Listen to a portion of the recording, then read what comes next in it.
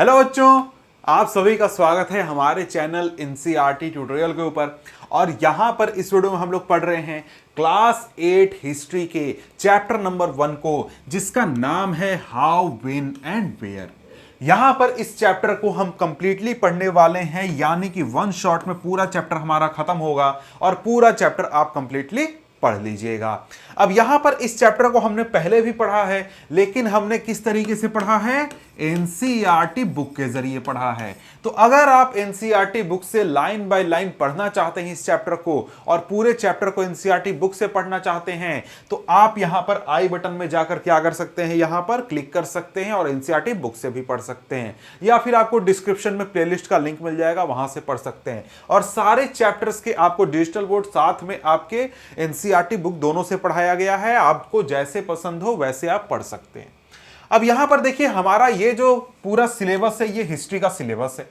अब यहां पर देख रहे हैं कि भाई कुल मिलाकर हमें कितने चैप्टर पढ़ने हैं? कुल मिलाकर 10 चैप्टर पढ़ने हैं। 10 चैप्टर में से पहला चैप्टर आज हम डिस्कस कर रहे हैं, जो कि कौन सा है? How, when and where.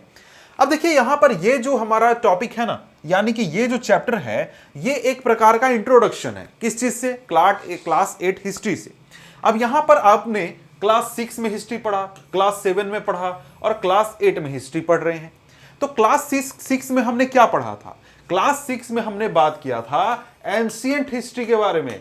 Ancient मतलब हमने वहां पर वैदिक सिविलाइजेशन देखा, सिंधु घाटी सभ्यता या फिर इंडस सिविलाइजेशन देखा।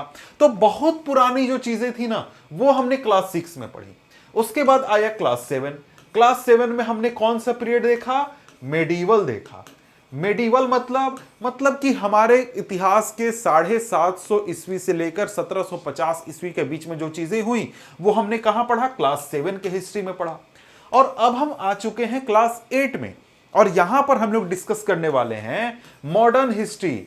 अब ये मॉडर्न हिस्ट्री क्या चीज होती है? मॉडर्न हिस्ट्री वैसे कहा जाता है हमारे देश में, जो इसको मॉडर्न हिस्ट्री भी हम पढ़ेंगे, मतलब क्लास 8 में जो हम पढ़ रहे हैं उसको मॉडर्न हिस्ट्री भी कई लोग कहते हैं, और बहुत सारे लोग कॉलोनियल हिस्ट्री भी कहते हैं। क्यों भाई? क्योंकि हमारे देश पर अंग्रेजों का शासन था इस समय में, और उसी पीरियड को हम यहां पर क्लास 8 में पढ़ने वाले हैं। क्या पढ़ने वाले हैं? कॉलोनियल पीरियड, यानी कि अंग्रेजों का शासन, कैसे वो कब्जा किए, कैसे वो शासन करते थे अलग अलग इलाके पर। तो ये सारी चीजें क्लास 8 में हम पढ़ने वाले हैं।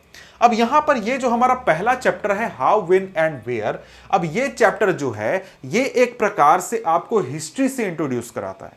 मतलब कि यहां पर हम समझेंगे कि जो हिस्ट्री होता है, हिस्ट्री क्या होता है, हिस्ट्री में किस चीज पर फोकस किया जाता है, हिस्ट्री में जो चीजें होती हैं वो क्यों होती हैं, क्या हमको पढ़ना चाहिए, क्या नहीं पढ़ना चाहिए। तो इस तरीके की बातें हम यहां पर समझेंगे। अब यहां पर देखिए, जब भी हिस्ट्री की बात आती है तो हिस्ट्री के साथ एक और वर्ड जुड़ा हुआ आता है, वो आता है कौन सा? डेट। तो भाई हिस्ट्री जो है वो सिनोनिमस है डेट्स के साथ। जब भी आप हिस्ट्री पढ़िएगा तो आपको डेट्स पढ़ने होते हैं। और बहुत सारे बच्चे जो हैं वो हिस्ट्री को इसीलिए पसंद नहीं करते हैं क्योंकि हिस्ट्री में याद करना होता है कि कौन सा युद्ध कब लड़ा गया था, कौन राजा कब बना, कौन राजा पैदा कब हुआ, कौन कब मरा। इस तरीके की जो तारीखें होती हैं वो बच्चों को याद करनी पड़ती हैं, और इस वजह से बच्चों को हिस्ट्री पसंद नहीं आता है। तो यहां पर एक चीज बताया गया है कि देखिए, ये जो प्रचलन है डेट वाला प्रचलन है कि हिस्ट्री में सिर्फ और सिर्फ डेट की बात होगी, ये ऐसा नहीं है कि हम लोग आज पढ़ रहे हैं। हमेशा से जब भी हिस्ट्री लिखा जाता था तो उसमें हमेशा डेट्स की बात होती थी कि भाई राजा कब बना, राजा ने इस इलाके पर कब्जा कब किया, उस इलाके पर कब्जा कब किया, युद्ध कब जीता, ये बातें होती थी। लेकिन अब क्या है, अब जो हिस्टोरियंस हैं, जो हिस्ट्री पढ़ने लिखने का काम करते हैं, वो इस चीज को बदलने की कोशिश कर रहे हैं। वो क्या कर रहे हैं? अब डेट्स के ऊपर फोकस ना करके बल्कि ऐसी चीजों पर फोकस कर रहे हैं जो कि कॉमन पीपल से जुड़ी हुई हैं। जैसे अगर हम बात करें तो हिस्ट्री का मेन मकसद क्या है? हम हिस्ट्री क्यों पढ़ते हैं? हिस्ट्री पढ़ने का मेन मकसद है कि हम ये पता लगाएं कि इतिहास में चीजें कैसी थी और अब चीजों में कैसे बदलाव आया है। मतलब फॉर एग्जाम्पल कि भाई 1000 साल पहले भारत में लोग कैसे रहा करते थे और आज कैसे रहते हैं, क्या बदलाव आया, किस तरीके से बदलाव आया, क्या प्रोसेस था। ये चीजें जो है ना, इन पर हमें फोकस करना चाहिए हिस्ट्री में, ना कि डेट्स पर। सिर्फ और सिर्फ तारीखें याद रखने से काम नहीं चलेगा। समझ गए? तो हिस्ट्री में हमें फोकस क्या करना चाहिए। अब यहां पर पहले क्या होता था, पहले डेट्स फोकस होता था।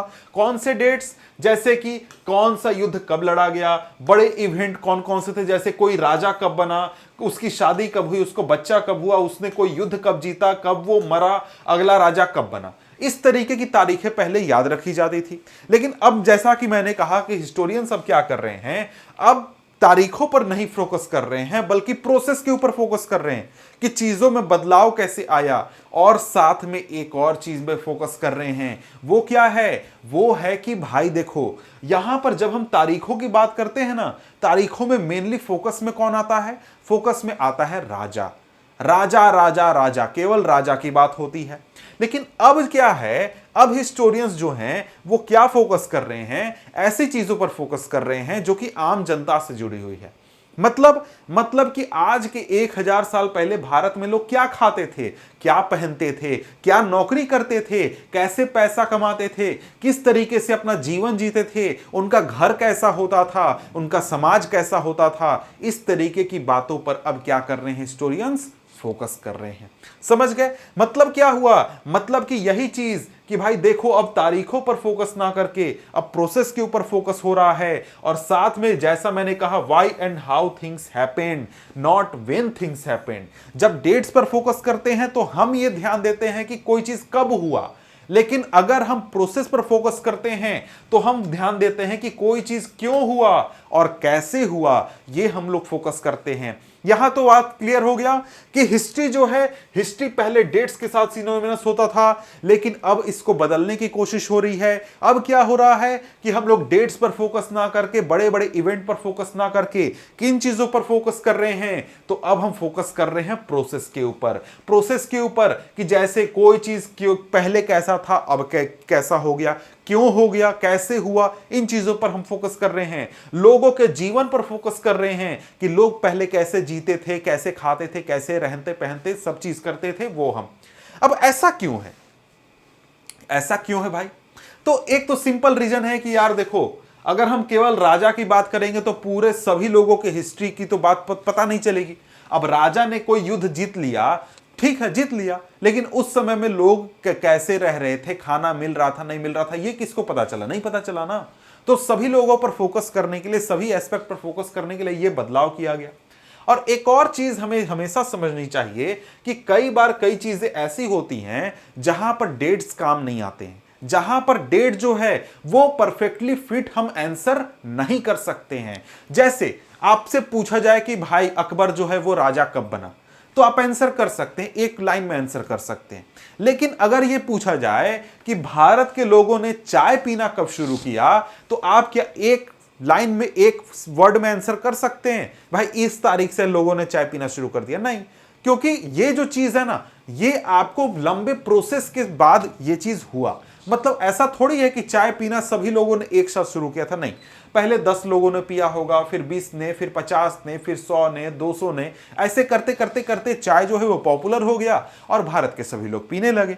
तो ये चीज यहां पर समझाया गया है। इसी तरीके से पूछा जाए कि भाई भारत में रेलवे कब चला था, तो रेलवे क्या एक दिन में चला था क्या? हाँ, हो सकता है पहली बार रेलवे मुंबई से थाने चला था, ठीक है, लेकिन पूरे इंडिया में तो नहीं ना चला था। तो इंडिया में जब पूछा जा रहा है कि इंडिया में कब चला था, तो उसके लिए 50 साल 100 साल का समय लग गया था पूरे भारत में रेलवे लाइन बिछाने के में, ठीक है। तो यहां पर हमें क्या करना है? डेट्स के ऊपर फोकस नहीं करना है, हमें क्या करना है? प्रोसेस के ऊपर फोकस करना है। आपने क्लास 6 में जो हिस्ट्री पढ़ा और क्लास 7 में जो हिस्ट्री पढ़ा, वहां पर भी आपने ध्यान दिया होगा कि वहां पर डेट्स वेट्स की उतनी ज्यादा बात नहीं की गई है, बल्कि प्रोसेस की बात की गई है कि सिंधु घाटी सभ्यता में लोग कैसे रहते थे, वैदिक सिविलाइजेशन में कैसे रहते थे, या फिर जो आपको हर्षवर्धन का काल था तब कैसे रहते थे, या फिर दिल्ली सल्तनत में चीजें कैसी चलती थी। तो ये चीजों पर आप क्या करते हैं? अब फोकस करते हैं, और हिस्ट्री आपको इसी तरीके से बताई जाती है। लेकिन यहां पर एक बात आपको समझनी चाहिए कि डेट्स की अब बात नहीं होती है, ठीक है, बात नहीं होती है, होती भी है, कम होती है, लेकिन ऐसा मतलब नहीं है इसका कि डेट्स की इंपॉर्टेंस खत्म हो चुकी है या फिर हम लोग डेट्स की बात करना ही बंद कर देंगे, ऐसी बात नहीं है। तो डेट्स अभी भी हमारे लिए इंपॉर्टेंट है और डेट्स की हमको अभी भी जरूरत पड़ती है। हम लोग बात अभी भी डेट्स के बारे में करते हैं, ठीक है, वो तो ठीक है। अब लेकिन यहां पर एक सवाल आपसे किताब में पूछा गया है, यह सवाल है विच डेट्स। मतलब कि भाई बात है हिस्ट्री में तो बहुत तारीखें हैं, बहुत समय है, लेकिन कौन सी तारीख हमारे लिए इंपॉर्टेंट है यह हम कैसे तय करते हैं? समझ गए? यह सवाल है कि भाई तारीख बहुत चीज हो सकता है। जैसे अगर हम बात करें, बोला जाए कि भाई पिछले 10 साल का इतिहास लिखो, पिछले 10 साल का हिस्ट्री लिखो, तो भाई पिछले 10 साल में बहुत चीजें हुई थी। और अगर हम क्या करते हैं, बोलते हैं कि एक बुक लिखा जाए जिसमें पिछले 10 साल का इतिहास हो, तो भाई यहां पर अगर हम ये किताब नया लिखेंगे, तो अगर इसमें हम 10 साल का इतिहास लिख रहे हैं, तो इस किताब में कौन सी तारीखें होंगी जो कि लिखी जाएंगी? तो बात है ना कि जो सब्जेक्ट होगा हमारा, उसी हिसाब से हमारा डेट इंपॉर्टेंट होगा। जैसे लिखा जाएगा कि चलो मेरे बारे में लिखो, मैं यशस्वी सिंह, मेरे बारे में क्या करो, हिस्ट्री लिखो, तो जितने भी मेरे लाइफ में 10 साल में इवेंट हुए हैं वो सारे डेट्स यहां पर इस बुक में लिखे जाएंगे। लेकिन अगर लिखा जाए कि चलो क्या करते हैं, हम लोग इंडिया के हिस्ट्री को लिखते हैं, इंडिया के पिछले 10 साल के हिस्ट्री को लिखते हैं, तो यहां पर क्या इंपॉर्टेंट होगा? मेरे लाइफ के इवेंट लिखे जाएंगे क्या? जी नहीं। यहां पर लिखा जाएगा कि भाई हमारे पिछले 10 साल में क्या हुआ, डिमोनेटाइजेशन हुआ था, इसके बाद जीएसटी आया, इसके बाद सरकार ने ये किया वो किया, ये मंगलयान गया यहां, या फिर चांद पर हम जाने वाले हैं। इस तरीके की बातें हम लिखेंगे जो कि हमारे देश के लिए इंपॉर्टेंट है। मेरे लाइफ का इवेंट देश के लिए इंपॉर्टेंट नहीं है, तो वहां पर यह बुक में नहीं लिखा जाएगा। यहां पर यही चीज समझाया जा रहा है कि देखिए, जो डेट्स हैं जो कि हम कभी भी हिस्ट्री लिखने के दौरान चुनते हैं या फिर लिखते हैं, वो इंपॉर्टेंट इस आधार पर होती है कि हम बात किस चीज की कर रहे हैं। जैसे अगर हम लोग बात करें, जैसे अगर ब्रिटिशर्स हिस्ट्री लिखते हैं, तो ब्रिटिशर्स के लिए क्या इंपॉर्टेंट है? ब्रिटिशर्स के लिए इंपॉर्टेंट है उनका रूल, कि उन्होंने भारत के ऊपर शासन किया था, यह उनके लिए इंपॉर्टेंट है। तो वो जब भी अपना हिस्ट्री लिखेंगे तो उसमें किसकी बात करेंगे? गवर्नर जनरल्स की बात करेंगे, कि किस जब गवर्नर जनरल ने कितने समय तक रूल किया, उसने क्या डिसीजन लिए, कैसे काम हुआ, ये सारी चीजें लिखी जाएंगी।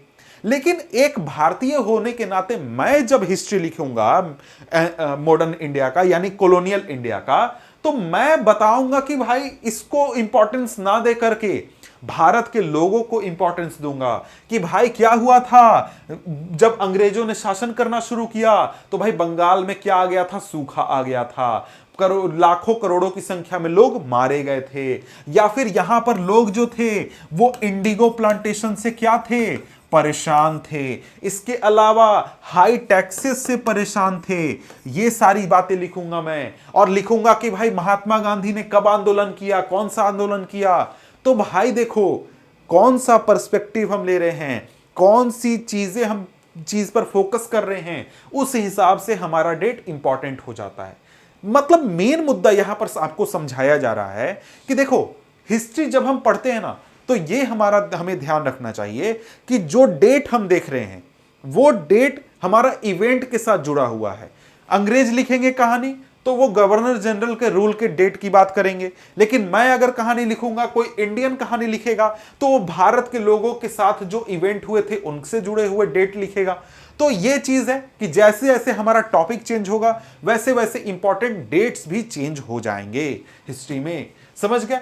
तो यहां पर अगर हम लोग अब आगे बढ़े, तो आगे हमारे सामने टॉपिक है हाउ डू वी पीरियोडाइज। अब ये पीरियोडाइज क्या चीज बात हो रही है भैया, ये जरा सा हम लोग देख लेते हैं। तो यहां पर पीरियोडाइज से मतलब जो यहां पर कहना चाहता है वो है हिस्ट्री का पीरियोडाइजेशन।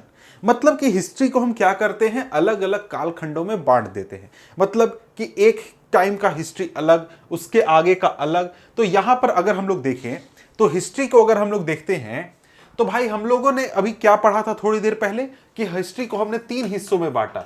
एक है एंशिएंट, दूसरा क्या है मेडिवल, और तीसरा क्या है, और साथ में क्या है मॉडर्न। अब ये पीरियोडाइजेशन कैसे किया है गया है ये हम अभी पढ़ने वाले हैं। लेकिन देखिए 3 हिस्सों में हमने क्या किया, हिस्ट्री को बांट दिया। एंशिएंट मतलब क्या है, मतलब एकदम पुराना इतिहास, मतलब जिसके बारे में हमें उतना जानकारी नहीं है, बहुत अलग तरीके से लोग रहते थे। उसके बाद आया मेडिवल, उसके बाद आया मॉडर्न। अब यहां पर हमने क्या किया, ये पूरा हमारा हिस्ट्री है यहां से यहां तक। तो एक समय था कब, लगभग 1750, उसके बाद वाले इवेंट को हम क्या कहते हैं, मॉडर्न हिस्ट्री कहते हैं। और इसके पहले 750 से 1750 को हम क्या कहते हैं, मेडिवल हिस्ट्री कहते हैं। और इसके पहले हम क्या कहते हैं, एंशिएंट हिस्ट्री कहते हैं। अब ये ऐसा हम करते क्यों हैं, हमने क्यों इस तरीके से क्लासिफिकेशन बनाया हिस्ट्री का, कैटेगराइजेशन किया हिस्ट्री का? इसका रीजन ये है कि देखिए मॉडर्न हिस्ट्री का जो टाइम है, ये जो टाइम पीरियड है 1750 ईस्वी के बाद का, इस समय जो लोगों के रहने का स्टाइल है, लोगों का जो बोलचाल है, कपड़ा लाता है, बिहेवियर है, सोसाइटी का जो स्ट्रक्चर है, वो आपका इस पीरियड से अलग है। इस समय में जो लोग थे 750 से 1750, यहां पर जो सोशल इवेंट हुए थे, पॉलिटिकल इवेंट हुए थे, जो भी चीज हुआ था ना, वो इस पीरियड से अलग है और इस पीरियड से अलग है। तो हिस्ट्री में अलग अलग समय को उस समय के बिहेवियर या फिर उस समय के कैरेक्टरिस्टिक के हिसाब से अलग अलग कैटेगरी में रखते हैं हम, ताकि उसको स्टडी करना पढ़ना आसान हो जाए। इसलिए हम लोग क्या करते हैं, हिस्ट्री का पीरियोडाइजेशन करते हैं। अब यहां पर हिस्ट्री का पीरियोडाइजेशन एक एग्जाम्पल मैंने लिया है, कई तरीके से हिस्ट्री का पीरियोडाइजेशन किया जा सकता है। तो यहां पर यही कहा जा रहा है, we divide history into different periods in an attempt to capture the characteristic of a time, it's central feature as they appear to us. यानी कि हिस्ट्री को हम क्या करते हैं, डिफरेंट पीरियड में बांट देते हैं, ताकि जो अलग अलग पीरियड का सेंट्रल फीचर है उसके आधार पर हम उसको अच्छी तरीके से स्टडी कर सकें। जैसा कि हमने यहां पर बात किया कि जो हमारा एंशिएंट है, एंशिएंट पीरियड का समय है, उस समय लोगों के रहने का, जीने का, सोसाइटी का, पॉलिटिकल स्ट्रक्चर सब चीज डिफरेंट था। मेडिवल में डिफरेंट हुआ और मॉडर्न में भी डिफरेंट हो चुका है। अब यहां पर अगर हम लोग देखें तो ये क्लासिफिकेशन कई तरीके से किया जा सकता है, ये पीरियोडाइजेशन कई तरीके से किया जा सकता है। तो यहां पर सबसे पहले हम देखते हैं ब्रिटिश क्लासिफिकेशन। ब्रिटिश क्लासिफिकेशन मतलब कि जो अंग्रेज थे वो इंडियन हिस्ट्री को किस तरीके से कैटेगरीज में बांटते थे, पीरियड्स में बांटते थे। तो यहां पर ब्रिटिशर्स की ओर से सबसे पहले जो क्लासिफिकेशन था या फिर पीरियोडाइजेशन था, यह किया गया था 1817 में जेम्स मिल के द्वारा। जेम्स मिल कौन थे? जेम्स मिल एक स्कॉटिश इकोनॉमिस्ट थे और पॉलिटिकल फिलोसोफर थे। और ये एक तरीके से एक किताब इन्होंने लिखा था जिसका नाम था हिस्ट्री ऑफ ब्रिटिश इंडिया। वहां पर इंडियन हिस्ट्री को 3 हिस्सों में इन्होंने बांटा था। 3 हिस्से कौन कौन से? पहला तो हिंदू पीरियड, दूसरा मुस्लिम पीरियड और तीसरा ब्रिटिश पीरियड, सिंपली कहें तो क्रिश्चियन पीरियड। यहां पर देखें 3 हिस्से बांटे गए। तो यहां पर आधार क्या बनाया गया इस कैटेगराइजेशन का या फिर पीरियोडाइजेशन का? तो यहां पर आधार बनाया गया है कि भाई जो रूलर है ना, वो रूलर किस धर्म का रूल करने वाला है। तो यहां पर एंशिएंट पीरियड में क्या था, भाई हिंदू रूलर हुआ करते थे, तो इसको हिंदू पीरियड कह दिया गया। उसके बाद आया मेडिवल पीरियड, उस समय मोस्टली रूलर मुस्लिम थे, तो उसको मुस्लिम पीरियड कहा गया। और इसके बाद अंग्रेज जब आ गए तो उसको कहा गया ब्रिटिश पीरियड। मतलब क्या, अंग्रेज आ गए और यहां पर रूल करने लगे।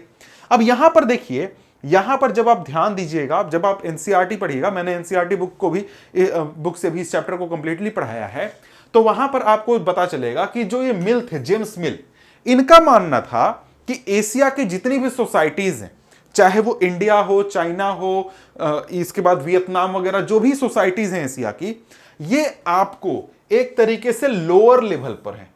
लोअर लेवल मतलब कि यहां पर लोगों को रहने, जीने, खाने, ये सारी चीजें नहीं आती हैं। और यहां पर क्या है, यहां पर एक तरीके से अंग्रेज आए हैं ना, तो अंग्रेजों ने भारत की जनता पर बहुत एहसान कर दिया है भारत में आकर। उससे क्या होगा, उससे अंग्रेज यहां पर आके क्या करेंगे, लोगों को सिविलाइज करेंगे, लोगों को पढ़ाएंगे, लिखाएंगे। और यूरोपियंस है ना, वो बहुत अच्छे हैं, पढ़े लिखे, नॉलेजेबल लोग हैं। और एशिया के लोग बिल्कुल एकदम बेकार लोग हैं, ये लोग खुद के ऊपर शासन भी नहीं कर सकते हैं। इसके वजह से हम लोग आकर यहां पर शासन कर रहे हैं, तो हम लोग यहां पर आकर दया भावना कर रहे हैं, ऐसा इनका मानना था। अब इसी विश्वास के साथ इन्होंने जब हिस्ट्री लिखा तो यह कैटेगराइजेशन किया था, हिंदू, मुस्लिम और ब्रिटिश। ऐसा क्यों? ऐसा इसलिए क्योंकि इनका कहना था, जेम्स मिल का मानना था कि ब्रिटिशर्स के आने से पहले जो इंडिया में मुस्लिम रूलर थे और जो हिंदू रूलर थे वो एक तरीके से डेस्पोट किंग हुआ करते थे। वो बिल्कुल तानाशाही के साथ शासन चलाते थे जिसके ऊपर कोई रोक टोक नहीं था और वहां पर नियम कानून जैसा कुछ चीज नहीं होता था। किसी को भी फांसी पर चढ़ा दिया जाता था, किसी को भी मार दिया जाता था, कुछ भी होता था, कोई उसमें मतलब नहीं था। और साथ में जेम्स मिल का मानना था कि भाई अंग्रेजों के आने से पहले यहां पर बहुत तरीके से सोसाइटीज में फ्लॉज थे। इस वजह से यहां पर अगर अंग्रेज आए हैं तो वो उन्होंने बहुत दया भावना दिखाया है भारत के लोगों के ऊपर।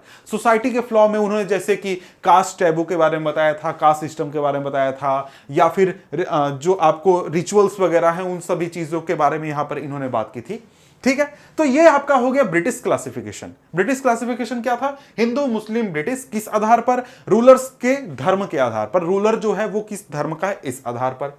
अब यहां पर आगे बढ़ें तो इसके बाद दूसरे क्लासिफिकेशन की बात करते हैं कि अलग तरीके से क्लासिफिकेशन किया गया है इंडियन हिस्ट्री का। उसमें क्या किया गया है? दूसरा क्लासिफिकेशन क्या है? तो यहां पर है, देखिए हिस्टोरियंस जो हैं, जो आज के समय में भी जो हिस्टोरियंस है वो हिस्ट्री को कैसे क्लासिफाई करते हैं? एंशिएंट, मिडिवल और मॉडर्न हिस्ट्री को। तो जो कि मैंने आपको एग्जांपल बताया कि एंशिएंट पीरियड, मिडिवल पीरियड और मॉडर्न पीरियड। ठीक है, अब यहां पर देखिए ये जो आपका कैटेगराइजेशन है या फिर पीरियोडाइजेशन है, ये तो ठीक है, चलो हम लोग भी एक्सेप्ट करते हैं, इंडिया के लोग भी एक्सेप्ट करते हैं, जो हिस्ट्री लिखा जाता है उसमें ऐसा लिखा जाता है। लेकिन ये जो क्लासिफिकेशन है ना, ये जो पीरियोडाइजेशन है, इसमें भी कई सारे प्रॉब्लम है। क्या प्रॉब्लम है भाई? तो यहां पर ये जो आपका सिस्टम अपनाया गया है एंशिएंट, मिडिवल और मॉडर्न का, ये अपनाया गया है यूरोप से। यूरोप से लिया गया है कि यूरोप में इस तरीके से क्लासिफाई किया गया हिस्ट्री को, और उसी को लेकर हम लोग इंडिया में भी क्लासिफिकेशन कर रहे हैं। लेकिन यहां पर इसके साथ कई सारे प्रॉब्लम हैं। कैसे? सबसे आसान प्रॉब्लम जो कि आप देख सकते हैं वो ये है कि यूरोप में माना जाता है कि मॉडर्न पीरियड कब आया? मॉडर्न पीरियड का मतलब क्या हुआ? जब यूरोप में क्या आ गया? यूरोप में जब साइंस की बात हो गई, रीजनिंग आने लगा, डेमोक्रेसी आ गया, लिबर्टी आ गया और इक्वालिटी आ गया ना, जब ऐसी चीजें आ गई और साथ में सोसाइटी में प्रोग्रेस होने लगा, साइंस में प्रोग्रेस होने लगा, हर सेक्टर में प्रोग्रेस होने लगा ना, तब कहा गया कि भाई मॉडर्न पीरियड आ चुका है। लेकिन जब हम इंडिया की बात करते हैं तो इंडिया की बात जब हम करेंगे तो क्या जब अंग्रेज भारत में थे तो क्या इंडिया में लिबर्टी थी? क्या इंडिया में इक्वालिटी थी? या फिर इंडिया में डेमोक्रेसी थी? कोई भी चीज नहीं था। क्या हमारे देश में बहुत ज्यादा साइंस रीजनिंग को ग्रोथ मिल रहा था क्या अंग्रेजों के समय में? वैसी भी बात नहीं थी। तो फिर हम कैसे कह सकते हैं कि जब अंग्रेजों का शासन भारत में था तब भारत में क्या था? मॉडर्न पीरियड था। क्या हम कह सकते हैं ऐसा? तो भाई सही तो बैठता नहीं है। इसके साथ ही यहां पर बात है कि जो मेडिवल जो टर्म है, जो कि सोसाइटी, ऐसे सोसाइटी को डिस्क्राइब करने के लिए यूज किया जाता है जहां पर मॉडर्न फीचर सोसाइटी में नहीं है। मतलब क्या? मतलब कि भाई मॉडर्न पीरियड से पहले मेडिवल पीरियड है। मेडिवल पीरियड में क्या है? मॉडर्न पीरियड के फीचर नहीं है। मतलब डेमोक्रेसी सोसाइटी में नहीं थी, लिबर्टी नहीं थी, इक्वालिटी नहीं थी, साइंस रीजनिंग ये सारी चीजें ग्रो नहीं कर रही थी। लेकिन जब हम इंडियन एस्पेक्ट में बात करते हैं तो इंडिया में जब मेडिवल पीरियड चल रहा था उस समय इंडिया में भले ही डेमोक्रेसी ना हो, लिबर्टी ना हो, इक्वालिटी वगैरह जैसी चीज ना हो, लेकिन इकोनॉमिक्स वगैरह के मामले में, पैसे के मामले में है ना, इंडिया जो है वो यूरोप से बहुत आगे था, यूरोप से बहुत ज्यादा अमीर था। तो इकोनॉमिक प्रोग्रेस बहुत ज्यादा हुआ था इंडिया का मेडिवल पीरियड में। तो यहां पर कंप्लीटली ये जो क्राइटेरिया है इंडिया के ऊपर फिट नहीं बैठता है। ठीक है, अब इसके बाद देखिए यहां पर एक और चीज है कि जो यहां पर हम लोग मॉडर्न वर्ड यूज कर रहे हैं ना, मॉडर्न पीरियड, यहां पर कई सारे जो हिस्टोरियंस हैं इसको मॉडर्न पीरियड नहीं मानते हैं। इसको बोलते हैं कि ये पीरियड जो है ये पीरियड है कॉलोनियल पीरियड। कौन सा पीरियड है भाई? कॉलोनियल पीरियड है। अब ये कॉलोनियल पीरियड क्यों कहते हैं? कॉलोनियल पीरियड इसलिए कहते हैं क्योंकि इंडिया क्या था? इंडिया एक कॉलोनी था, इंडिया गुलाम था, और इंडिया के लोगों के पास इक्वालिटी नहीं थी, फ्रीडम नहीं था, लिबर्टी नहीं था, कोई भी इकोनॉमिक ग्रोथ नहीं हो रहा था, प्रोग्रेस नहीं हो रहा था, सोसाइटी में बहुत ज्यादा सुधार नहीं हो रहा था। तो इसलिए इस पीरियड को क्या कहा जाता है? कॉलोनियल पीरियड कहा जाता है। मतलब बहुत सारे हिस्टोरियंस ऐसा कहते हैं। ठीक है, अब इसके बाद यहां पर समझते हैं कि ये कॉलोनियल का मतलब क्या है, क्या ये कॉलोनी वगैरह की बात हो रही है। भाई कॉलोनियल का सिंपल मतलब है कि भाई भारत क्या है? उस पीरियड के दौरान, उस समय के दौरान क्या था, एक कॉलोनी था, एक गुलाम था। अब यहां पर ये आप मैप जो देख रहे हैं, इस मैप में देख सकते हैं कि धीरे धीरे किस तरीके से अंग्रेजों का कंट्रोल पूरे भारत के ऊपर हो गया। और यहां पर आप ये जो इमेज देख रहे हैं, ये इमेज में देख सकते हैं कि जो येलो कलर में इलाका है वो डायरेक्टली कंट्रोल्ड है ब्रिटिश सरकार के द्वारा, और जो रेड कलर में इलाका है ये आपको प्रिंसली स्टेट से, मतलब प्रिंसली स्टेट मतलब कि उस इलाके में राजा का शासन है, लेकिन वो राजा का शासन जो है वो अंग्रेजों की मर्जी से, अपनी मर्जी से वो शासन नहीं कर रहा है, अपने ताकत पर शासन नहीं कर रहा है। ठीक है, तो यहां पर अगर हम लोग देखें तो यहां पर कहता है कि British came to conquer the country and establish their rule subjugating local nawab and rajas. जो ब्रिटिशर्स थे वो जब भारत में आए तो उन्होंने क्या किया, यहां पर अपना रूल स्थापित कर लिया और यहां के लोकल नवाब और राजाओं को क्या कर दिया, परास्त कर दिया। British established control over the economy, society, collected revenue to meet all their expenses, bought the goods they wanted at low prices, produced crop they needed for export. Britishers जब यहाँ आए, जब उनका शासन यहाँ पर स्थापित हो गया तो उन्होंने क्या किया, यहाँ पर इकोनॉमी, यहाँ के सोसाइटी सभी पर कब्जा कर लिया, कंट्रोल कर लिया, और यहाँ से रेवेन्यू कलेक्ट करके वो क्या करते थे, अपने खर्चे पूरे करते थे, और यहाँ के टैक्स, यहाँ से टैक्स कलेक्ट करके और पैसा कहाँ ले जाते थे, अपना इंग्लैंड में ले जाते थे, और यहां से सामान उसी पैसे से खरीद के इंग्लैंड ले जाते थे। अब यहां पर ब्रिटिशर्स के रूल की वजह से क्या हो गया, इंडिया के वैल्यूज, टेस्ट, कस्टम और प्रैक्टिसेस में चेंज आ गए या फिर बदलाव हुए। अब इसी चीज को हम लोग क्या कहते हैं, कॉलोनी कहते, कॉलोनाइजेशन कहते हैं, या फिर ये कॉलोनाइजेशन का फीचर है। कॉलोनाइजेशन क्या होता है, कॉलोनाइजेशन की अगर हम बात करें तो कॉलोनाइजेशन होता है जब एक देश क्या करता है, दूसरे देश पर जाकर कब्जा कर लेता है, उस पर अपना कंट्रोल कर लेता है, और वहां के जो पॉलिटिकल, इकोनॉमिक, सोशल और कल्चरल चेंजेस वहां पर ले आता है अपने हिसाब से, तो वो क्या होता है, इसी को हम लोग क्या कहते हैं, कॉलोनाइजेशन कहते हैं। हम लोग क्यों कहते हैं कि भाई इंडिया ब्रिटेन का कॉलोनी था, इसलिए हम लोग कहते हैं क्योंकि यहां पर जब ब्रिटेन ने भारत के ऊपर शासन किया तो ब्रिटिशर्स लोग ने अपना पूरा पॉलिटिकल सिस्टम यहां पर वो लेकर आए, यहां पर एक तरीके से अपना कल्चर भी लेकर आए। हम उनका लैंग्वेज आज यूज कर रहे हैं, देखो भाई अंग्रेजी में, इंग्लिश में हम लोग पढ़ रहे हैं, जो कि कहां का है, इंग्लैंड का लैंग्वेज है, अंग्रेजों की वजह से ही ना आया है। तो ये क्या शो करता है कि इंडिया क्या था, कॉलोनी था। ठीक है, तो यहां पर क्या हुआ, अंग्रेजों ने इकोनॉमिक चेंजेस लाए, सोशल चेंजेस लाए, कल्चरल चेंजेस लाए, जो कि हम यहां पर देख सकते हैं। और ये एक तरीके से हुआ कैसे, ये हुआ अंग्रेजों के शासन की वजह से, और इसी वजह से हम कहते हैं कि इंडिया जो था वो क्या था, कॉलोनी था।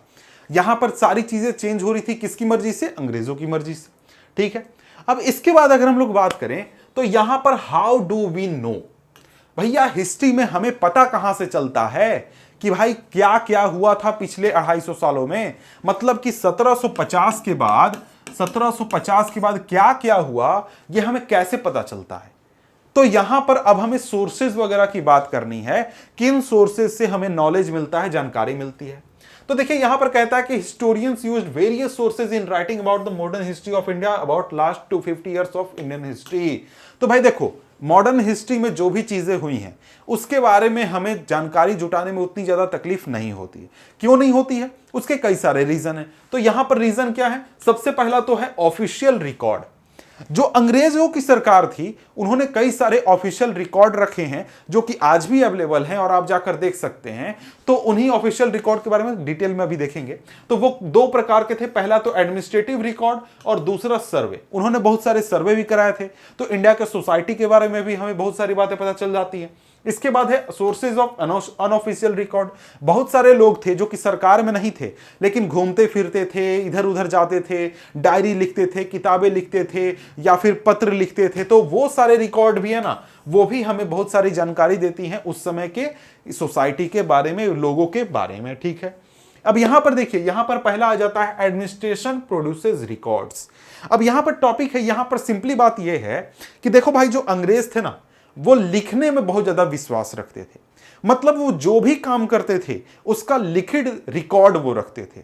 क्यों डिसीजन, किस, मान लीजिए कोई भी डिसीजन लिया गया, क्यों लिया गया, किसने लिया, सारा प्रॉपर पेपर साइन होगा, सारा रिकॉर्ड रखा जाएगा, सब चीज एकदम ऑर्गेनाइज करके रखा जाएगा। ऐसा अंग्रेज किया करते थे।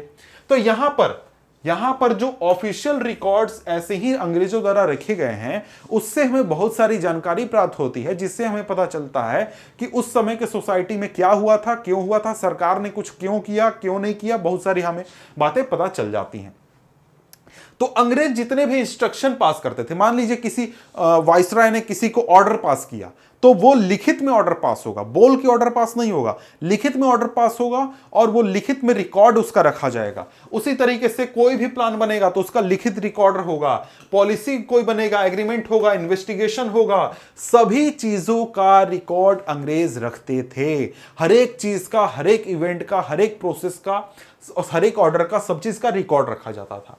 अब इस चीज के लिए जो अंग्रेज थे उन्होंने क्या किया, रिकॉर्ड रूम सेटअप किए थे।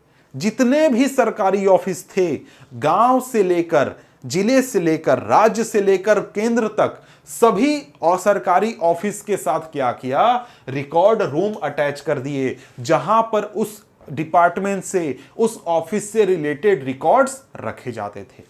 अब जैसे अगर हम लोग बात करें तो ये आपका क्या है, म्यूजियम है, एक आपका डॉक्यूमेंट म्यूजियम है, जहां पर आपको जो आर्काइव है वो रखा जाता है। मान लीजिए जैसे कि आज 100 साल पुराना रिकॉर्ड है, तो 100 साल पुराना रिकॉर्ड मैं ऑफिस में तो नहीं ना रखूंगा, तो उसको भेज दिया जाता था ऐसे म्यूजियम में, जहां पर इसको रखा जाता था 100 साल पुराने, 150 साल पुराने रिकॉर्ड को।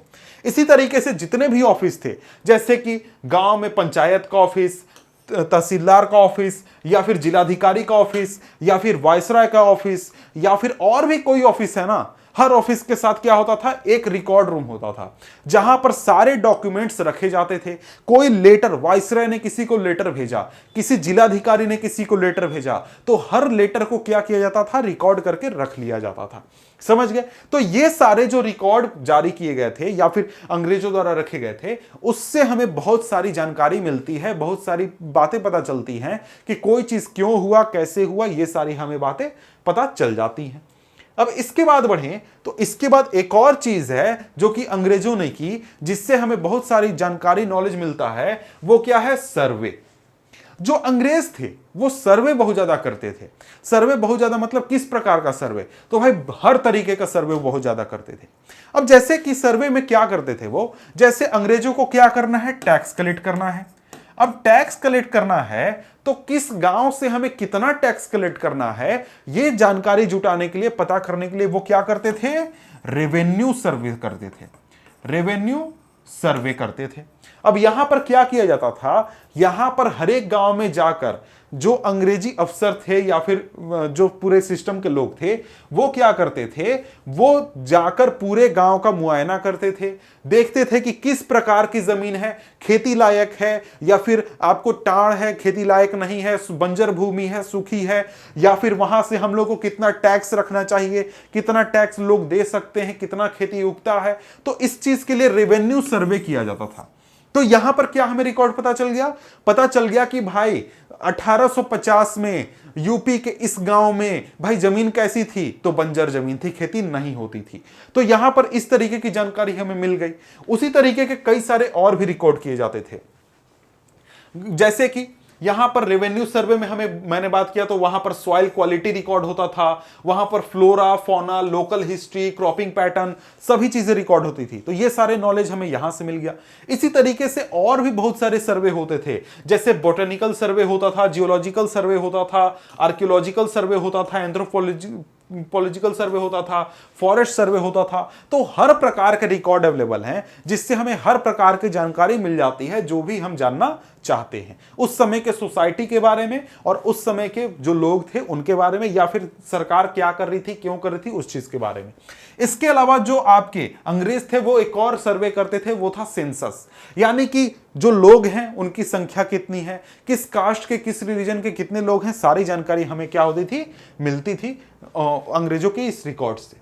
अब यहां पर एक और चीज है, what official record do not tell. अब मतलब कि देखिए वहां पर तो हमने ऑफिशियल रिकॉर्ड की बात की कि अंग्रेजों ने क्या किया, एडमिनिस्ट्रेटिव रिकॉर्ड रखे, सर्वे किए, तो बहुत सारी हमें बातें पता चल गई। लेकिन हमें क्या नहीं पता चला, हमें नहीं पता चला कि भाई देखो जो लोग थे ना, जो आम जनता थी, जो गांव का किसान था, वो कैसे जिंदगी जी रहा है, वो खुश है नहीं है, पैसे उसको कम पड़ रहे हैं ज्यादा पड़ रहे हैं, क्या हो रहा है, ये बातें हमें अंग्रेजों के रिकॉर्ड से नहीं पता चलती थी। तो यहां पर क्या हुआ, इसकी वजह से हम क्या करते हैं, अनऑफिशियल रिकॉर्ड्स देखते हैं। और अनऑफिशियल रिकॉर्ड में जैसे कि हम जो एग्जाम्पल लेते हैं वो है, जैसे जो लोग हैं, लोग कहीं जॉब करते हैं, काम करते हैं, तो उन्होंने डायरी अपना लिखा, उससे हमें पता चलती है। इसके अलावा कोई पिलग्रिम गया था या फिर कोई ट्रैवलर है, उसने अपना लिखा कि भाई मैं घूमने गया था, ऐसा सोसाइटी था, ऐसे लोग थे, ये था वो था, ये घर था, दुकान था, उससे हमें बहुत सारी बातें पता चलती हैं। जितने भी इंपॉर्टेंट पर्सनालिटी हैं उन्होंने क्या किया था, अपना ऑटोबायोग्राफी लिखा था, उससे भी पता चलता है। या फिर लोकल बाजार में जो भी बुकलेट आया करते थे उनसे हमें सोसाइटी के बारे में और भी चीज़ों के बारे में पता चलता है। न्यूज़पेपर में जो भी इवेंट हुए उससे हमें बहुत सारी चीज़ें पता चलती हैं। इसके अलावा जो रिफॉर्मर्स थे, लीडर्स थे, उनके बहुत सारे आइडियाज़ थे, तो वो किसी न किसी चीज़ का समर्थन कर रहे थे या फिर विरोध कर रहे थे, तो उससे पता चलता है कि भाई सोसाइटी में क्या प्रॉब्लम्स थी, क्या चीज़ों की ज़रूरत थी। इसके अलावा जो पोएट थे, नॉवलिस्ट थे, इन्होंने भी बहुत सारी बातें लिखी। तो इन सारी चीज़ों से हमें क्या होता है, बहुत सारे बात पता चलते हैं जो कि ऑफिशियल रिकॉर्ड हमें नहीं बताता है, सरकारी रिकॉर्ड हमें नहीं बताता है। मतलब कि जनता से जुड़ी हुई बातें, जनता के लाइफ से जुड़ी हुई बातें। अब यहां पर देखिए अनऑफिशियल रिकॉर्ड जो है ना, उसका भी कुछ लिमिटेशन है। क्या लिमिटेशन है भाई? तो अनऑफिशियल रिकॉर्ड का लिमिटेशन ये है कि ये जो चीजें हैं, ये जो रिकॉर्ड्स हैं, ये ऐसे लोगों द्वारा लिखी गई हैं जो कि लिटरेट थे, जो कि पढ़े लिखे थे, जिनको पढ़ना लिखना आता था, कहीं अच्छी जगह नौकरी करते थे, अच्छी जगह काम करते थे, पढ़ते लिखते थे, तो उनके द्वारा ये सारी बातें लिखी गई थी। अब सोसाइटी में बहुत सारे ऐसे लोग थे जो कि अनएजुकेटेड थे, इलिटरेट थे, जैसे कि जो पेजेंट्स हो गए, वर्कर्स हो गए माइंड में, या फिर जो ट्राइबल्स हो गए, ये सारे लोग जो थे वो बहुत ज्यादा गरीब थे। इनका जो लाइफ स्टाइल था वो ऐसा नहीं था कि इनके पास पढ़ाई लिखाई थी, इनके पास कोई भी सोर्सेज नहीं थे। तो इनका लाइफ में क्या हो रहा था ये हमें अनऑफिशियल रिकॉर्ड से भी नहीं पता चलता है। इसके लिए बहुत सारे अलग अलग तरीके, मेथड अपनाए जाते हैं जिससे कि जानकारियां जुटाई जाती हैं, और इनके लाइफ से हमें कहीं कोई रिकॉर्ड नहीं मिलता है। तो यहां पर ये जो चैप्टर है ना, ये चैप्टर खत्म होता है। लेकिन इस चैप्टर को अगर आपने एनसीईआरटी बुक से नहीं पढ़ा है तो एनसीईआरटी बुक से पढ़ लीजिए, जिसका लिंक आपको नीचे डिस्क्रिप्शन में मिल जाएगा। और साथ ही जल्द आपको इस चैप्टर का सॉल्यूशन वगैरह भी आ जाएगा, इंपॉर्टेंट क्वेश्चन भी आ जाएगा, जो कि अभी तो है नहीं, जल्दी अपलोड हो जाएगा। तो उन सब चीज़ों को भी आप देख सकते हैं, और साथ में साइंस वगैरह भी आप पढ़ सकते हैं। हमारे चैनल पर सारी चीज़ें अवेलेबल हैं। ठीक है, तो मिलते हैं आपसे अब अगले वीडियो में, तब तक के लिए गुड बाय।